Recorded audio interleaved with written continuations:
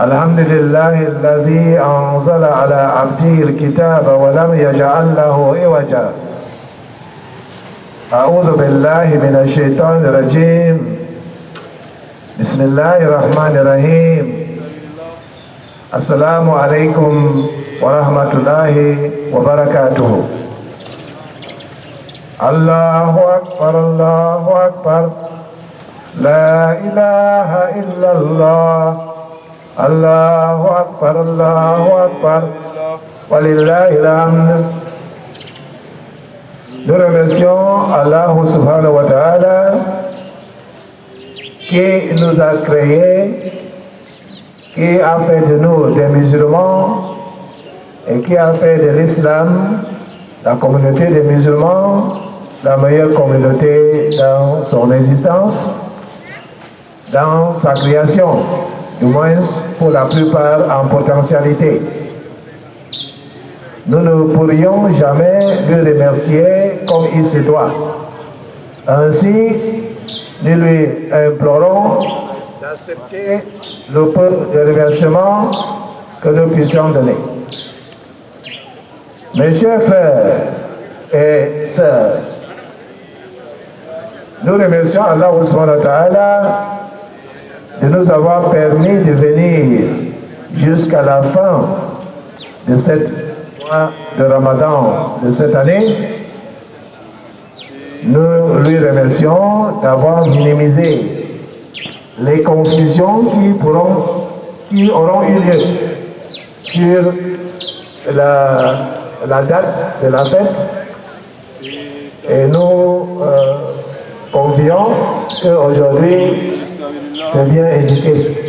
Parce que tel que j'avais lu le communiqué, les autres hier parlaient d'avoir aperçu la Lune avec l'aide des télescopes. D'autres par des calculs précis. Et il est vrai, ça fait controverse, mais il faut qu'on sache que s'il faut utiliser des appareils, c'est que la Lune est toujours là. Ça ne disparaît pas. Même quand il n'y a plus la séance, si on met des appareils, on va voir. Rien qu'avec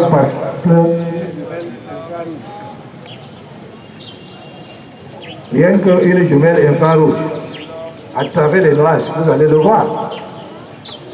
Donc, nous suivons par l'œil qui a vu. Et il y a une certaine souplesse qui fait que ça peut bien être là, mais à cause du nuage, on ne voit pas. Tout ça, ce sont des aléas. Donc, tout ce qui est là, c'est que la communauté en général doit s'entendre sur une modalité. Et sans commencer à donner raison aux uns et aux autres. Par exemple, la communauté musulmane d'Amérique ont statué pour leur part, on fait des calculs précis, on imprime des calendriers.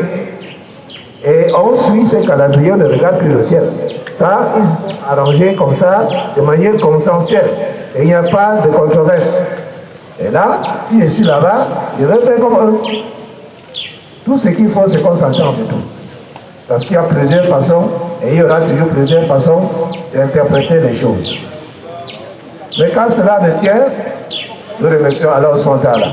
Il ne faut pas aussi oublier qu'il peut y avoir aussi un petit lutte du pouvoir derrière. Parce que c'est toujours un pouvoir, si on peut démontrer, on peut dire à tous les musulmans du pays, levez-vous, et tout le monde se lève, asseyez-vous, tout le monde s'assoit. Si on peut faire ça, ça donne des connotations politiques qui peuvent être exploitées après. Mais nous sommes aujourd'hui pas pour parler politique, ni pour sortir des soupçons et des trucs politiques, mais pour essayer de nous résorter sur le Ramadan qu'on vient de passer. Est-ce que nous avons obtenu? Est-ce que nous avons trouvé? Est-ce que nous avons vécu et expérimenté la taqwa que nous cherchions pendant ce mois? Est-ce que nous avons constaté cette élévation spirituelle qu'on cherchait pendant ce mois? Parce que le Ramadan n'était pas une fin en soi, mais un moyen d'atteindre quelque chose. Et cette chose-là, nous avons tenté plusieurs ramadans avant. Et nous allons toujours se donner essayer de tenter. Donc, c'est une chose qui doit être perfectionnée au fur et à mesure. À quel niveau sommes-nous avec la taqwa? À quel niveau sommes-nous? L'évolution de l'esprit humain évolue sur 3 étapes. Tout comme le système éducatif a 3 niveaux. Le niveau primaire, le niveau secondaire et le niveau tertiaire ou universitaire. Et lorsque l'enfant traverse ces différents niveaux, on voit le changement sur lui sur le plan intellectuel. De même que si nous traversons les 3 niveaux d'évolution de l'esprit, nous allons voir le changement sur la personne du point de vue spirituel. Et le point de vue spirituel retombe sur tous les autres aspects de la vie. Parce que c'est la spiritualité qui contrôle le reste. Comme on a eu à expliquer dans le temps, notre corps est un corps composite. Un corps fait de beaucoup de corps entassés. Le premier que nous connaissons, c'est la chair, ou le corps physique, qui est un robot biologique. Et le Ramadan aussi le concerne, parce que ça a permis de purifier ce corps-là. Vous voyez, vous pouvez donner l'exemple de votre corps comme un fût qu'on a mis derrière la maison, avec beaucoup de tuyaux lancés dedans, plein d'eau. Chaque fois que l'eau diminue un peu, on augmente. Chaque fois quand ça diminue un peu, on augmente. À la fin de l'année, quand vous allez regarder dans le fût, qu'est-ce que vous allez voir? Beaucoup de saleté, beaucoup de boue, beaucoup d'insectes qui bougent comme ça là. Bon, pas d'insectes, pardon, des bestioles, des petits, comment dire, des trucs qui rampent là, des petites créatures qui bougent. Et pour pouvoir nettoyer ce fût, il faut secouer bien pour soulever toutes les boues là et vider toute eau. Remplacer avec l'autre, vider encore. Au fur et à mesure que vous restez comme ça, le fût devient de plus en plus propre. Notre corps, c'est-à-dire la chair, est semblable à ça. Parce qu'il y a le fût, c'est le corps. Les tuyaux qu'on a lancés dedans, ce sont les différents réseaux de circulation. Par exemple, il y a 4 réseaux de tuyaux. Le premier réseau de tuyaux, c'est ce qu'on appelle le système circulatoire. Le deuxième réseau de tuyaux, c'est le système endocrine, là où passent tous les différents hormones qui contrôlent les différents aspects du corps. Troisième réseau de tuyaux, c'est le système exocrine, là où la nourriture et ce que vous envoyez derrière, là, tout ça, ça passe. Et le 4e réseau de tuyaux, c'est le système lymphatique, par lequel passent les graisses. Alors, ce sont les 4 différents réseaux de tuyaux là qui constituent notre corps. Et pendant toute l'année, on le remplit avec le jus de ceci, telle autre nourriture. Dès que ça descend en point normal, à la fin de l'année, si on ne purge pas, si on ne vidange pas, il y aura beaucoup de toxines. Voilà comment on jeûne donc. Dans la journée, on ne prend plus, mais on sort. Et c'est dans la journée, pendant laquelle il y a activité, on a besoin de secouer ce fût. Ça fait donc que quand vous allez faire pipi pendant le mois de Ramadan, vous constatez que votre urine est beaucoup plus foncée. Ça, c'est parce que les toxines sont en train de sortir du corps. Ça, c'est pour la chair. Alors, si nous avons fait beaucoup de nos jours, je me rappelle une femme docteur en Amérique qui avait une forme de cancer très difficile. Et on lui a dit qu'il y a une guérison expérimentale qu'on va essayer, mais pour ça, il faut rester longtemps sans avoir mangé. Et elle s'est dit que bon, on a déjà donné quelques mois seulement à moi, ça ne coûte rien d'essayer. Et elle a essayé cela, alhamdulillah, elle a eu guérison grâce aux jeunes. Donc, notre chair pouvait avoir bénéficié de ce jeûne que nous venons de traverser. Allahu Akbar, Allahu Akbar, la ilaha illallah, Allahu Akbar, Allahu Akbar, walillahi alhamd. Allahu Akbar, Allahu Akbar, la ilaha illallah, Allahu Akbar, Allahu Akbar, walillahi alhamd. Et maintenant, après la chair, il y a quel autre corps? Parce que j'ai dit, notre corps est un corps composite, fait de beaucoup de qualités entassées l'un contre l'autre. Je viens de vous parler de la chair, qui est un robot biologique. Après la chair, nous avons ce qui est appelé par plusieurs noms. D'autres appellent ça le corps énergétique. D'autres appellent ça le corps éthérique. D'autres appellent ça le champ énergétique humain. D'autres appellent ça l'aura humain. Tous ces différents noms ont trait au même corps, le corps éthérique, ou qu'on peut appeler autrement l'âme. Même si l'expression l'âme aussi est utilisée pour englober l'esprit aussi, selon le cas. Donc, ce corps-là est constitué d'une énergie extraite de 4 gaz inertes qui sont en permanence alimentés par le soleil. Et lui-même a 7 couches. Toutes les 7 couches aboutissent à un vortex énergétique sur le corps que nos amis, nos frères de l'Est appellent le chakra.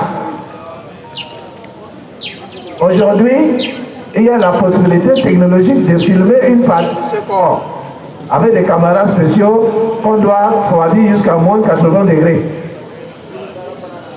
Et ce corps, lui aussi, a des organes internes et des vaisseaux par lesquels circule donc le sang et l'énergie.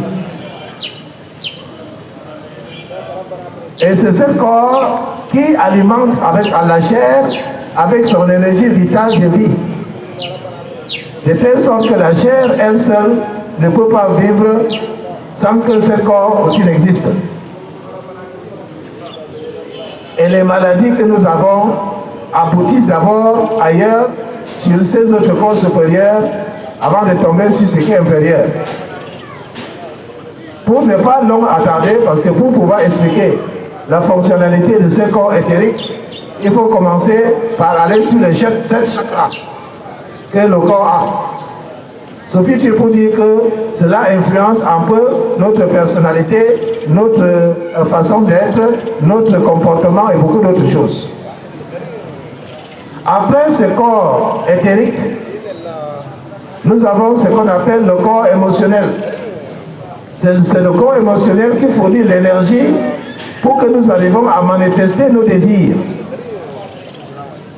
Et ce corps émotionnel peut être bien entretenu et positif, comme ça peut regorger seulement des énergies négatives, telles que la peur, la jalousie, la haine, la convoitise, et ainsi de suite. Et lorsque c'est ce genre d'énergie que nous avons, notre vie ne peut manifester que des choses négatives. Et si c'est les positivités que nous avons, notre corps va aussi faire manifester à l'extérieur des choses positives. C'est comme ça qu'Allah subhanahu wa ta'ala, il nous rappelle dans son livre, il dit Inna Allah la yughayyiru ma bi qawmin hatta yughayyiru ma bi anfusihim. Allah ne change jamais la situation d'un peuple, qui veut dire aussi un individu, jusqu'à ce que l'individu change ce qui est dans lui. Ce qui est dans lui là, c'est ce qui est dans ce corps que je viens de dire, le corps éthérique, le corps émotionnel. Et il y a après ça ce qu'on appelle le corps mental, que beaucoup confondent avec le cerveau. Le cerveau n'est qu'une partie, c'est la racine du corps mental. Mais le corps mental couvre tout le corps. Ce n'est pas seulement le cerveau. Et il y a ce bonhomme en Angleterre qui a une condition génétique qui donne une maladie qu'on appelle l'hydroencéphalie. Ça veut dire que dans sa tête, au lieu de la matière grise, c'est plutôt l'eau qui est dedans. Mais ce bonhomme-là, avec l'eau dans sa tête, a réussi à fréquenter jusqu'à l'université et est sorti avec une licence en mathématiques. Alors si c'est seulement le cerveau qui réfléchit, c'est lui, il a réfléchi comment? Puisque dans son cerveau, à lui, c'est l'eau qui est là-bas. Donc c'est pour montrer que le corps mental là, ce n'est pas seulement le cerveau, mais ça couvre tout le corps. Et le corps mental est quelque chose qui est conditionné par notre éducation, par nos coutumes, par la façon dont on a été élevé, par nos croyances et des choses comme ça. Donc, ça veut dire que le corps mental, forcément, n'amène pas la vérité dans chaque situation. Mais ça dépend comment la personne a été élevée. Si on l'a éduqué en lui disant que si tu manges l'œuf, tu vas voler, comme certains de nos parents disaient avant, c'est comme ça qu'il va réfléchir. Si on l'a élevé en lui disant qu'il est inférieur aux autres, c'est comme ça qu'il va réfléchir. Et nous en Afrique, nous avons laissé notre corps mental être abusé et manipulé. Parce qu'on a laissé les autres nous éduquer. On a laissé les autres donner nos principes. Et cela fait donc de cette difficulté économique, sociale, financière et même politique, parfois même spirituelle, que nous traversons. Je vais essayer de donner quelques indications pour montrer comment les choses changent quand même, Inch'Allah. Vous constatez que les peuples qui sont les plus faciles à motoriser, pour l'instant, d'après ce que je vois, ce sont les Africains et en particulier les Africains noirs. Pourquoi? Parce que pour commencer, leur corps mental a été formaté d'une manière qui ne reflète pas leurs intérêts. Je vais donner plusieurs exemples. Avant que les Blancs n'arrivent en Afrique, et je parle là de l'histoire récente, parce que lorsqu'on parle d'histoire, ça va très loin. Là où se trouve le Zaïre aujourd'hui, il y avait des civilisations qui existaient là-bas il y a de cela 90 000 ans. Donc, ça c'est une histoire très ancienne. Je veux parler des derniers 5 000 ans. Parce que c'est ça qu'on nous enseigne de manière transformée et déformée et même manipulée dans les écoles. Alors, avant l'arrivée des Blancs, nous allons prendre le cas de l'Angola. Il y avait un empire là-bas. Il y avait une impératrice de cet empire-là, s'appelait Zinga. C'était une femme. Elle a donné le fil à tordre aux Portugais pendant presque un siècle avant qu'on arrive à la soumettre. Mais comment est-ce qu'elle a eu le courage de combattre ce que les autres prennent pour Dieu? Parce que lorsqu'on met sur un croix, quelqu'un qui a les cheveux blancs, les yeux bleus, et que vous passez tout votre temps à adorer celui-là comme un Dieu, celui qui vient de l'Europe qui nous ressemble, c'est aussi un Dieu. C'est pour ça qu'on ne pourra jamais lui prendre comme un égal. Parce qu'on a déjà été formaté dans ce sens-là. Alors, Zinga est le peuple de cet empire. Comment est-ce qu'ils ont pu transcender ce blocage? De quelle manière? Parce qu'ils n'ont pas encore été formatés comme nous. Dans cet empire, par exemple, dans leur culture, le mâle était blanc. Ça, c'est quelque chose, vous voyez que c'est simple. Et ça influence toute une population.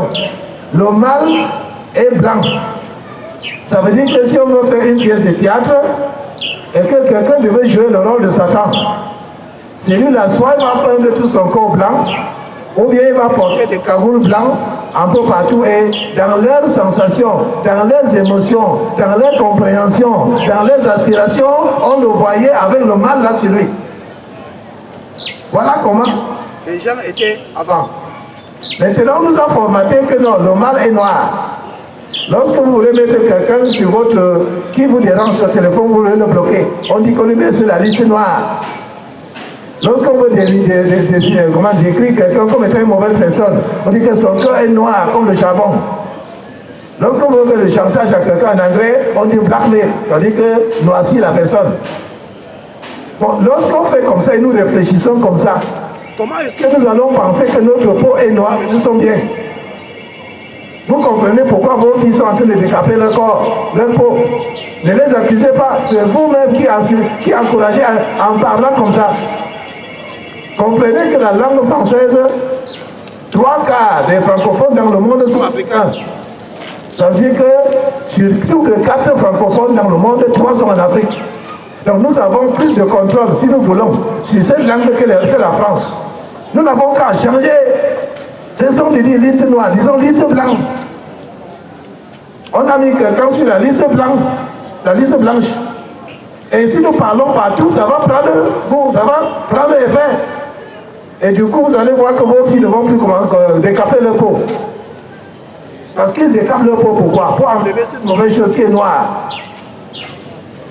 Lorsqu'il s'agit d'une bonne chose, comme on fait comme le mariage, à l'église et autres, on porte des robes blanches. Quand c'est le deuil négatif, mauvais, on met le noir. Et nous suivons ça, et nous ne voyons pas comment cela nous a formatés. C'est à nous de prendre l'initiative de changer cela. Un autre exemple, pour montrer comment la manipulation peut être très efficace. En Afrique du Sud, par exemple, au temps d'apartheid, il y avait à peu près 3 millions de blancs et 24 millions de noirs. Alors comment faire pour que 3 millions de gens puissent contrôler 24 millions? Si tout le monde sort dans la rue pour protester, ils peuvent rien. Il faut manipuler le corps mental.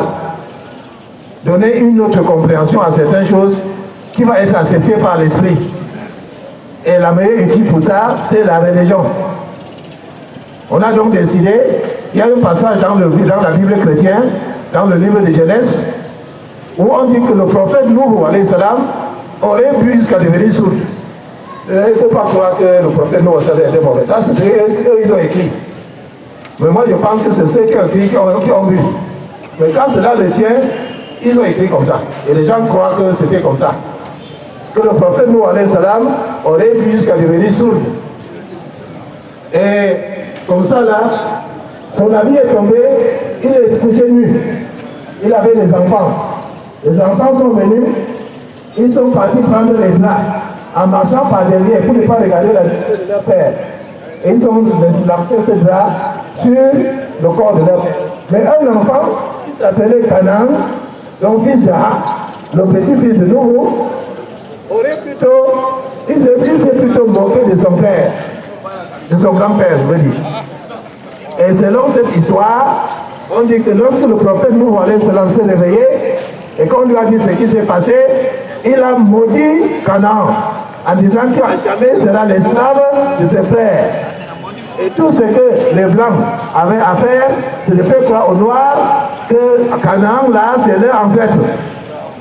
Voilà pourquoi, partout dans le monde où il y a les Noirs, ils sont en bas de l'échelle sociale. Et les Noirs ont accepté ça. Parce que là, si tu combats ça, c'est comme si tu avais combattre Dieu. C'est Dieu qui aurait maudit Canaan. Alors il faut accepter toutes les discriminations, toutes les comment dire, les inégalités, toutes les injustices, parce que notre ancêtre a été maudit. Très efficace, ça a marché pendant presque 100 ans. 24 millions de Noirs s'est soumis à 3 millions de Blancs. Ce qui a détruit la chose, c'est qu'en 1984, le nouveau modérateur de cette église en Afrique du Sud, qu'on appelle Dutch Reformed Church, est parti en Europe et il était devant la chaire, à genoux, en train de faire la prière. Et il y avait un noir à côté de lui. Et il a vu la dévotion, le sérieux de ces noirs. Il s'est dit que, mais il se peut qu'on accepte la prière de ces noirs, pas moi. Il s'est réveillé comme ça, il est rentré en Afrique du Sud. Il a dit non, l'histoire de race préférée, tout ça, c'est fini. Nous sommes tous nés égaux. Dès ce moment-là, la forme de l'apartheid n'était que question de temps. Parce que la base spirituelle et la manipulation du corps mental qu'on avait fait pour instaurer cela était détruite. Voilà comment il faut que nous contrôlons notre corps mental. Et aujourd'hui, même si en Afrique, la montonisation continue, au Kenya, par exemple, dans une église, l'évêque purifie les gens en les fouettant. J'ai mis ça dans mes albums sur Facebook, pour quelqu'un qui veut voir ça de lui-même. Et il y a en Tanzanie, un pasteur qui se disait qu'il était tellement pur que s'il touche le sol, il va être souillé. Donc quand il vient à l'église, les gens se couchent par terre pour qu'il marche sur eux. En Afrique du Sud, un pasteur a demandé à toute sa congrégation de sortir dehors manger les herbes.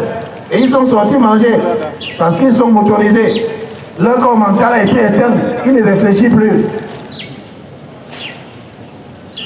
Et dans un autre cas, qui est un peu pervers, on a demandé à certaines femmes qui voulaient la guérison de venir et le pasteur va faire bisous, comme à Hollywood. Ça, c'est au Ghana. Et le pasteur, lui, il fait ça en permanent pour guérir soi-disant ces femmes-là. Mais quand c'est une vieille maman qui vient, il ne fait pas bisous, il n'est plus de la main sur la tête. Mais pourquoi? Il fallait même la vieille maman, il fallait aussi la guérir de la même manière. Donc, cette motonisation va croissant. Mais en Amérique, par contre, il y a espoir. Parce que beaucoup d'églises noires se réveillent déjà. Qu'on nous a donné, fait de Dieu un homme blanc pour nous manipuler. Et ils avaient le statut de Jésus là-bas, ils cognaient avec la main. This is not Jesus! Ils se réveillent. Voilà pourquoi les extrémistes, les suprémacistes blancs, sont en train de brûler les églises noires. On a une information, on a brûlé au moins 3. Pourquoi? Parce que les gens là se réveillent déjà. Le réveil, ça ne va plus être si facile de manipuler leur corps mental pour les dominer. Mais eux, pendant la colère et la réaction, ils sont partis brûler l'église. Vous avez brûlé l'église, vous n'avez pas brûlé les gens qui étaient dedans. Et si ces gens-là ne reconstruisent pas les églises, ils vont entrer dans les autres églises et contaminer tous ces autres-là avec cette même idéologie. Que non, cessez d'adorer le blanc. Il n'est pas Dieu. Et là, nous allons assister donc à une égalité et une plus grande équité dans le monde. Parce qu'actuellement, c'est quelque chose de très inéquitable. Le monde est entre les mains d'une petite minorité. Les autres sont là et n'ont rien. Ils n'ont rien parce que le système est fauché, pas parce qu'ils n'ont rien réellement. Vous prenez par exemple le Zaïre, Congo démocratique. Les richesses du sous-sol du Congo, aux dernières études, étaient chiffrées à 24 000 milliards de dollars. 24 trillion dollars. Mais les gens là-bas meurent de faim. Et les autres là, ils ont quoi? On a fait un système où ils impriment les papiers, ils viennent nous donner. Et puis ils prennent la vraie richesse qui part. Et on ne peut pas revendiquer. 22 présidents africains qui ont tenté de revendiquer ça ont été tués. Et nous sommes restés regardés. Parmi lesquels Gaddafi, Thomas Sankara, il y en a plein. Pourquoi? Parce qu'on nous a fait peur en formatant notre corps mental. Nous aussi, on avait peur de défier Dieu. Parce qu'on nous a fait comprendre que ceux-là, c'est comme Dieu. Mais en fin de compte, il faut qu'on se réveille. Ceci suffit comme explication des conséquences de ne pas bien laisser entraîner le corps mental. Et comment donc influencer ce corps mental? Le premier outil que nous avons, c'est le Coran. En lisant le Coran régulièrement, comprenant ce que ça dit, ce n'est pas seulement le son. En lisant le Coran continuellement, nous allons nous débarrasser des formatations pour devenir aussi autonomes que possible. C'est pour ça que vous voyez beaucoup de Noirs américains qui sont devenus célèbres, c'est quand ils se sont islamisés, tels que Malcolm X, tels que Louis Farrakhan, tels qu'Elijah Mohammed, tels qu'ainsi de suite. Parce que la mentalité d'esclave les a été conditionnée au départ pour transcender ça. C'est l'islam, le fait de lire le Coran. Et comprenant ce que ça veut dire. Et il faut qu'on explique aussi, parce que certains gens ont une appréciation qui n'est pas tout à fait réelle. La compréhension dépend de l'orientation de son esprit. Vous avez le même texte, celui-ci dit qu'il faut aller tuer, l'autre l'a dit qu'il faut que sauver la vie. Et pourtant c'est la même chose qu'on a écrit. Qu'est-ce qui fait la différence? C'est l'orientation de son esprit. allons transcender maintenant le corps mental vers l'esprit, mais en passant par quelques tardives. Allahu Akbar, Allahu Akbar, la ilaha illallah, Allahu Akbar, Allahu Akbar, walillahi alhamd. Allahu Akbar, Allahu Akbar, Allahu Akbar, la ilaha illallah, Allahu Akbar, Allahu Akbar, walillahi alhamd. Allahu Akbar, Allahu Akbar, Allahu Akbar, la ilaha illallah, Allahu Akbar, Allahu Akbar, walillahi alhamd. Au-dessus donc du corps mental, il y a l'esprit. C'est l'esprit qui est le contrôleur. C'est l'esprit qui est le commandant. C'est l'esprit qui prend la décision ou qui devrait prendre la décision. Et le carême nous permet donc d'installer cet ordre hiérarchique de manière efficace pour que ça ne soit pas les autres corps inférieurs qui prennent la décision. Quand c'est le corps émotionnel qui domine sur quelqu'un, vous allez entendre qu'il a tué quelqu'un à cause de 100 francs. La personne a arraché ses 100 francs, il était tellement en colère, et comme c'est le corps émotionnel qui domine, tous les autres corps sont faibles, peuvent rien. Il tue la personne. Quand c'est le corps intellectuel qui domine, la personne croit à lui-même et sa raison et sa compréhension, c'est ça qui est universel. Il ne pense pas qu'il y a quelque chose que lui ne peut pas comprendre. Donc son Dieu devient son intellect. Tout ça, ce n'est pas... L'intellect n'est pas pourtant une mauvaise chose.